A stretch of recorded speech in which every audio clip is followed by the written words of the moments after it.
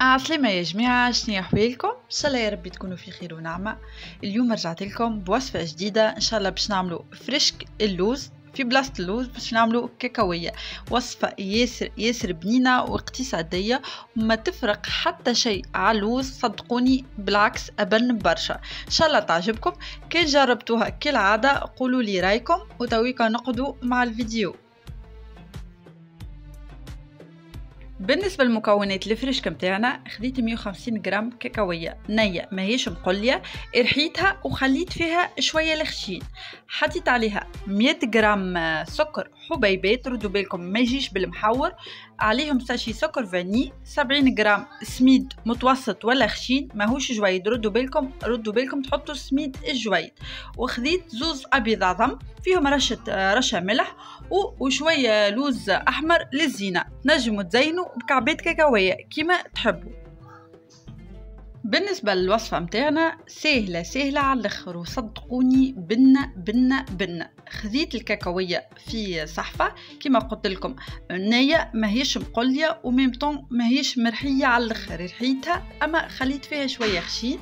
خذيت عليها 70 جرام سميد متوسط كيما تراو في الفيديو، عليهم 100 جرام سكر حبيبات،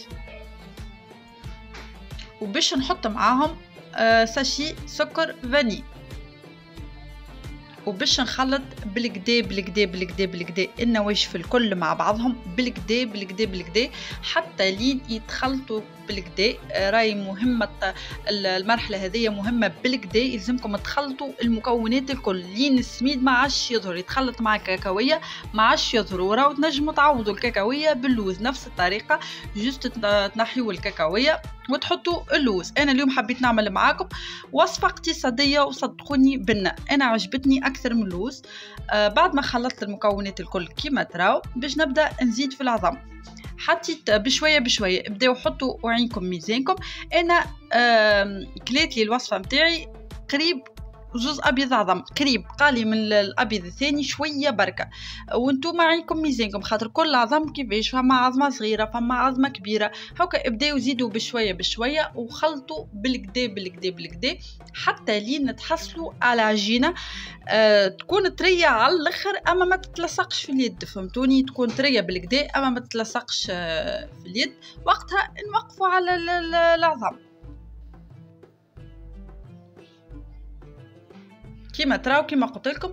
نزيدوا بشويه ردوا بالكم ما تصبوش العظم كله مع بعضه فرد وقت، راهي تغلبكم وترسيكم تزيدوا في الكاكاويه وتزيدوا في السميد والسكر. حاسيلو يلزمكم تزيدوا المكونات الكل. كان جاتكم معناها زايد عظم لازمكم تزيدوا المكونات الكل، معناها تاخذوا طريف من كل مكون طريف وتزيدوا، ما تزيدوش هكاك. على ذاك لازمكم تردوا بالكم في صبين العظم كيما تراو حتى لين تحصل على عجينه كيما قلت لكم طريه بالكدا وميم طون ما تبداش تتلصق. وقتها نوقفوا.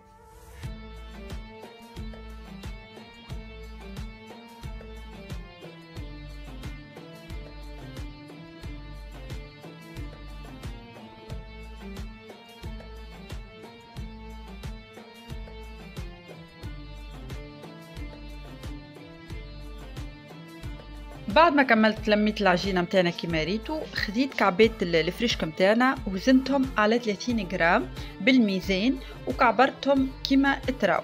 تنجموا توزنوهم كيما وزنتهم انا على 30 غرام الكعبه، سينو كان ما عندكمش ميزان تنجموا عينكم ميزانكم هكا، خذوا كعبرات يكونوا قد وكيما تراو ندوروهم باليد بالكدا نفرموهم في شكل دائره، بعديكا نلصقوا عليهم كعبة لوز كيما قلت لكم. بالنسبة للوز راهو تنجموا تعوضوا بالكاكاوية كيما تحبوا. انا عندي كعبات لوز احمر زينت باللوز الاحمر، انتم ما عندكمش تنجموا تعملوا كاكاوية، راهو هو فريشك الكاكاوية معناها ينجم يجيب الكاكاوية كيما تراو.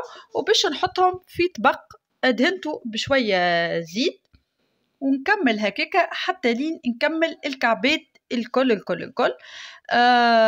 بعد ما نكملوا الكعبات الكل نحطوهم في الفور على 180 درجة، الفور يكون سخون من قبل، وخليهم مدة 15 دقيقة، راهم من با يحمروا شوية تطفيو عليهم الفور. كان الفور متاعكم سخون وقوي ردوا بالكم حطوهم حتى على 150 درجة، راهم ما يحملوش الفور يكون سخون برشا هكاكا، راهم يترشقوا معناها كما نقولوا نحنا يتفلقوا. دونك ردوا بالكم هاكا، كان الفور نتاعكم معدل على 180 مدة 15 دقيقة، كان الفور نتاعكم سخون برشا حطوهم على 150 مدة 15 دقيقة، دوب تحمر والريحة تراو ما شاء الله تفوح على الاخر، وقتها طفيو عليهم الفور. هذوما كعبات فريشك الكاكاوية متاعنا بعد ما حضروا، صدقوني بنة مش عادية، على ضمانتي جربوهم وتوتراو كيما ريتو، طريقة ياسر سهلة بمكونات بساط بشوية فلوس تنجموا تعملوا تحلية ياسر بنينة. ان شاء الله الفيديو اليوم عجبكم، ان شاء الله تجربوهم وتراو اكل بنة والتعليكة، ان شاء الله نتقابلوا على قريب من الغادي، نبوسكم بوسة كبيرة.